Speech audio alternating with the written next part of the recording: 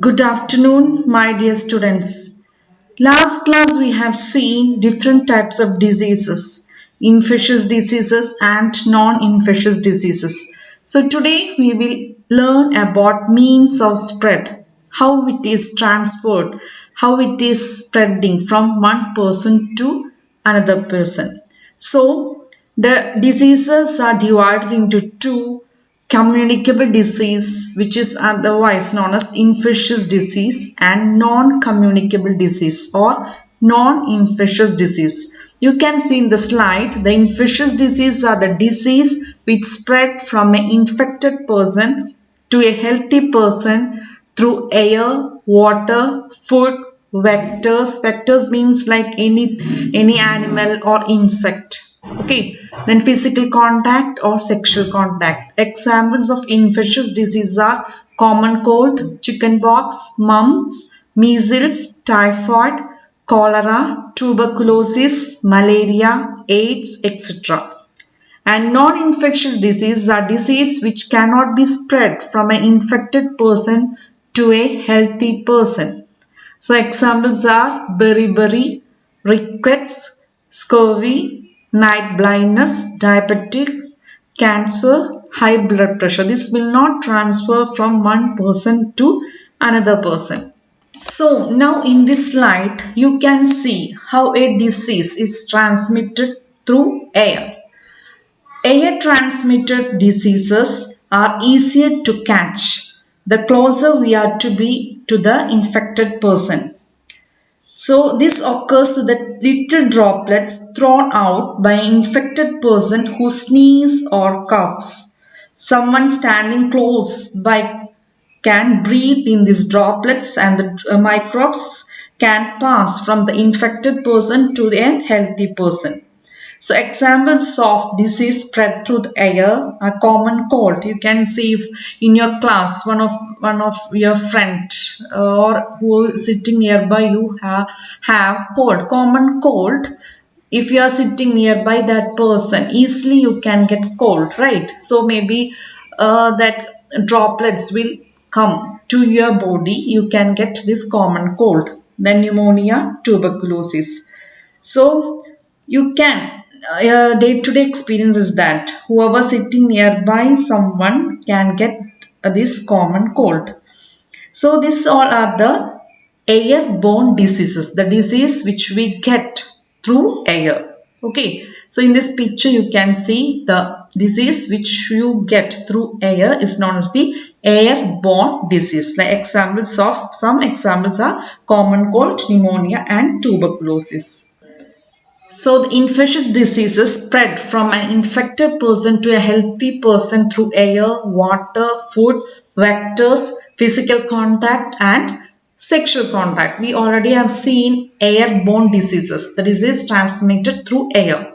Now we will see the disease transmitted through water. Some of the examples are cholera, amoebic dysentery, that is caused by amoeba present in the water. So this occurs if the excreta from someone suffering from an infectious disease like gut disease such as cholera get mixed with the drinking water used by the people living nearby. The cholera causing microbes will enter the new host, the new healthy person through the water they drink and cause disease in them. Such diseases are much more likely to spread in the absence of safe drinking water. So this disease like cholera, amoebic dysentery, this is transferred through water to an healthy person. So we have to take care about the drinking water. While we are going out from our house, we should carry little water with us. If you are drinking outside from any restaurant or any outside any shops, we don't know from where they are taking dissolved waters. Okay, maybe they are taking from the nearby pond or we are from without any hygienic condition, right? So we should take care. Once we are getting this disease very danger, so we have to take precautions while we are going out. So inside home also, when we are using outside water, we have to boil and we should make it sure that it is without any contamination. Okay. Another way of spreading of infectious disease is through sexual contact. Some example of disease caused by sexual contact is syphilis, AIDS. AIDS virus can also spread through blood transfusion and from mother to their child during pregnancy and through breastfeeding. Other than that, the sexual contact is one of the closest physical contact two people can have, right? So this, if one person have any disease like syphilis or AIDS, it can transfer to next persons. Okay, so casual physical contacts, which includes handshake or hugs, or any sports activities by touch, maybe some disease can transfer, maybe some fungal disease can transfer, but this some disease only will transfer through the sexual contact. Okay, so some diseases will transfer from infected persons to next person, healthy person, by some vectors. Vectors means any agent, maybe mosquito, insect or rat. That all are vectors. Okay. So the disease which is caused by other animals are known as vectors. So these animals carry the infecting agents from a sick person to another healthy person. These animals are the intermediates. Okay, they are just carrying the disease from one person to another person. So that is, they are called as vectors. The common vector, you know that they are mosquitoes. Mosquitoes can cause different types of disease like malaria, dengue fever, like that. So many diseases they can cause. So in many species of mosquito, the female need healthy, nutritious food. That is what? Blood. Okay. So they will come and they will suck the blood. That time they will take the virus from one person and then they will go to next person for sucking the blood. That virus will go to the healthy person. Okay. So the mosquitoes feed many warm-blooded animals including us. So the disease can transfer from one person to another. So in this slide you can see common method of transmission of disease, that is by direct contact, by sexual contact, through air, so and indirect contact maybe through the food and all, food and water, and then mosquito, that are vectors, and these all are the common method of transmission of disease. So this is very important question. Usually question will come, what are the means of transmission of disease? So you have to write the four means are air, water, sexual contact, and through vectors. Okay. Next we will see organ specific and tissue specific manifestations. So the disease causing microbes enter through our body by different means. We already have discussed about that. And it will attack, maybe they will come to a specific place, maybe organ or tissues. Okay. So the different species of microbes seems to have evolved to home in different parts of our body. This selection is connected to their point of entry. If they enter from the air through the nose, they are likely to go to the lungs. Okay, so this can see in bacteria causing tuberculosis. If they enter to the mouth, they can stay in the gut lining like typhoid causing bacteria.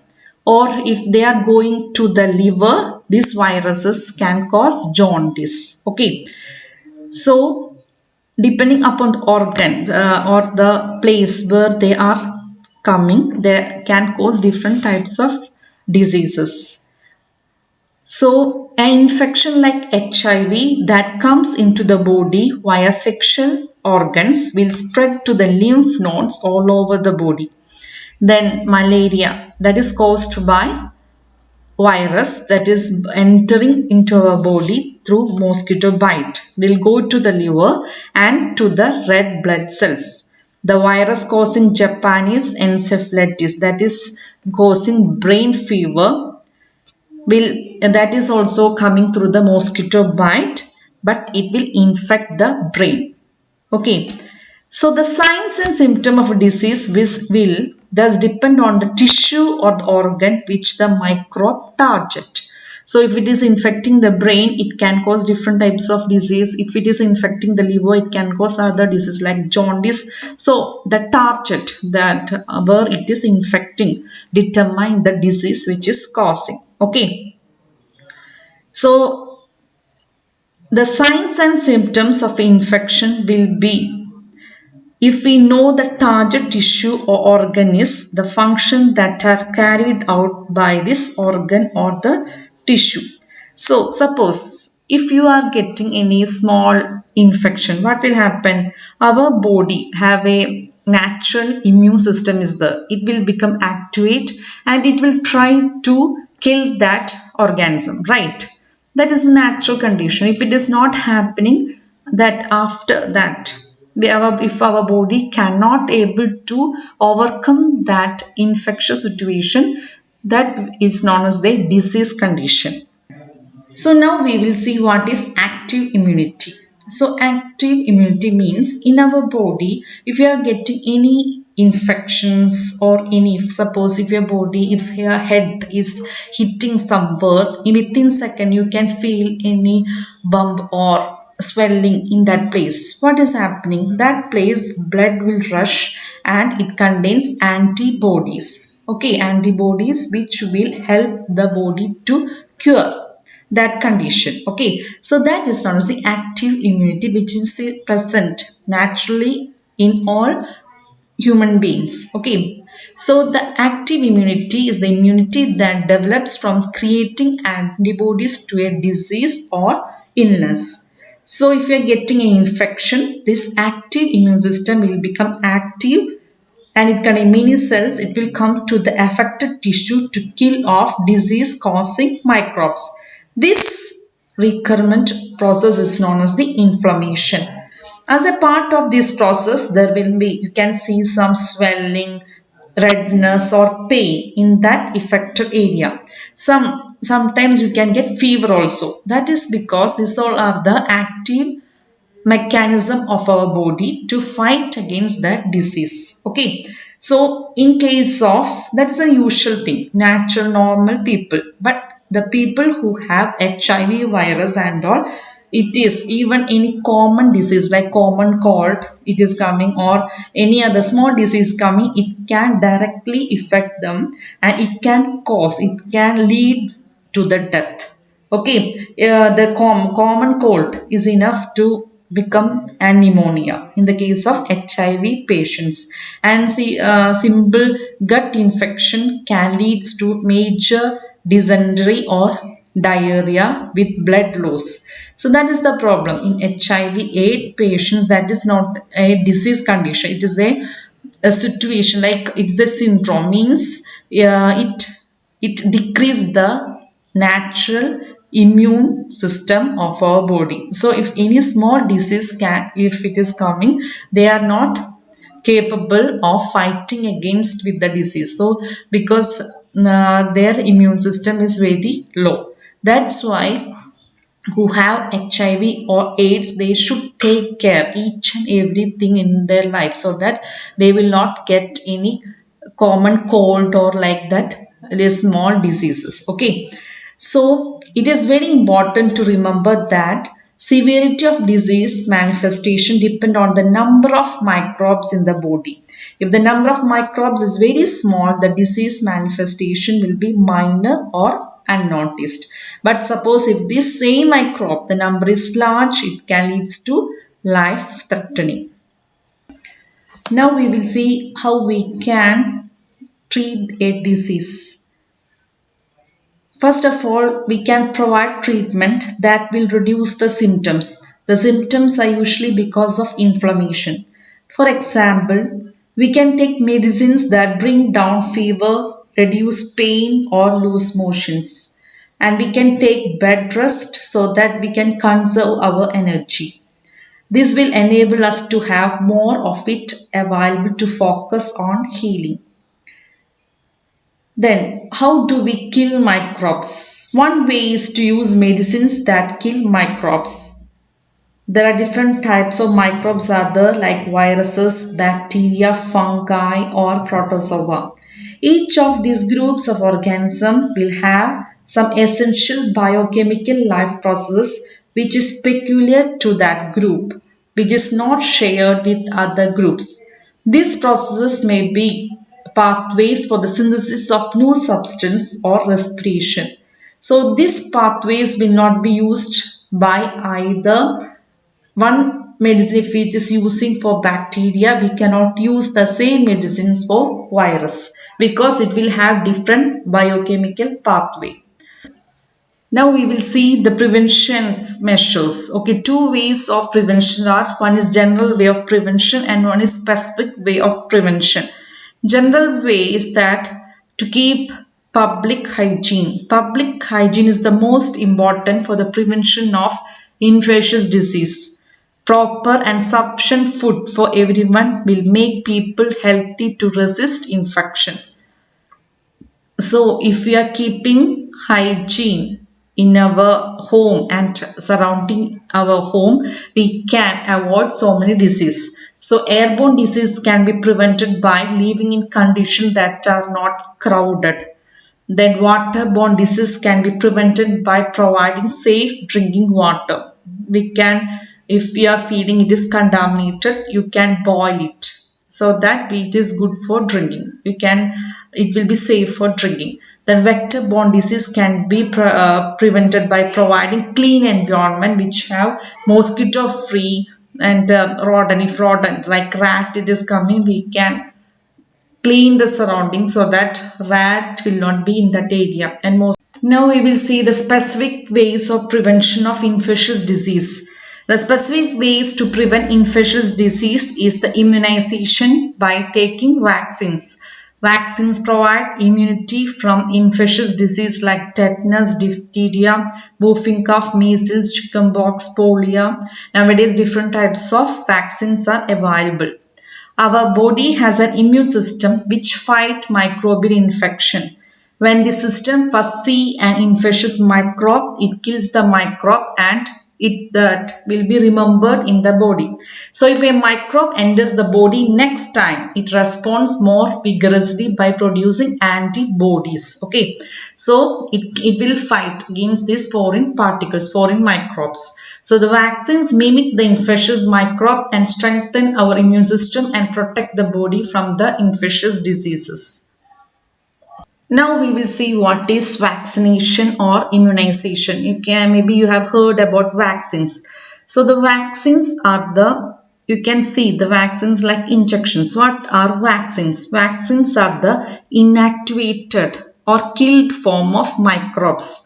Okay, when we are taking that vaccine, these vaccines will produce and fake antibodies in our body. Okay, that antibodies will be there in our body like memory cells that will be there. So when the real infection is coming, that antibodies will fight against with these microbes. Okay, so our body will be protected from the disease.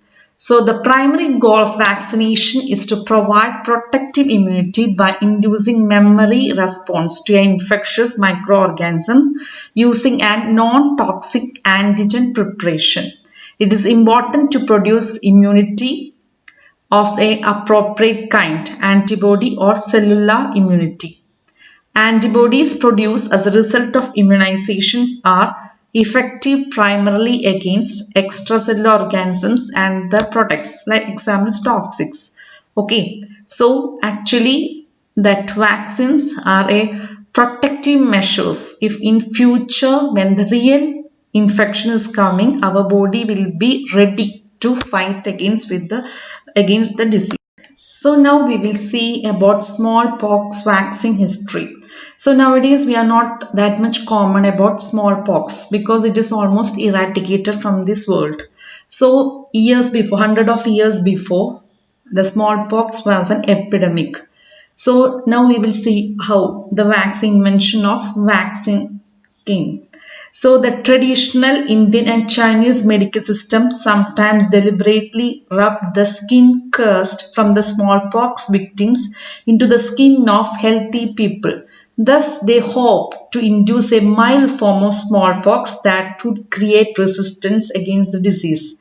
So, 2 centuries ago, English physician named Edward Jenner realized that milkmaid who had cowpox do not catch the smallpox even during the epidemics. The cowpox is a very mild disease. Jenner tried deliberately giving cowpox to the people and found that they were now resistant to the smallpox.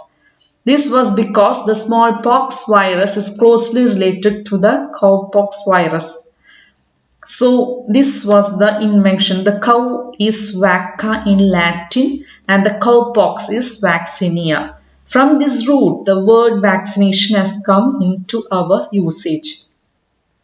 So nowadays we can see different types of vaccines around us in different period of time. Usually in childhood, we have to take the vaccine. When we are taking vaccines, that our body will produce antibodies. Vaccines are the killed microorganism which will produce kill or inactivate microbes which will produce antibodies or memory cells in our body. So when a real infection is coming, these antibodies will fight against with these microbes and we will get and that disease will not affect us.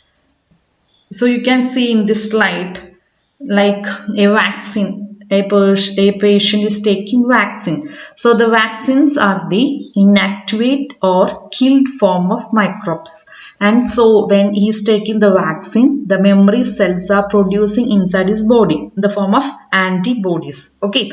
So that memory cell will be there in lifelong.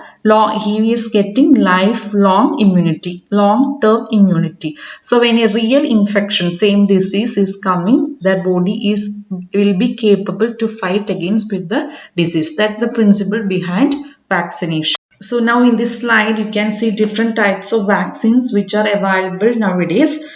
They are the vaccines against tetanus, diphtheria, whooping cough, measles, polio, and many others. So this form the public health program of childhood immunization for preventing infectious disease.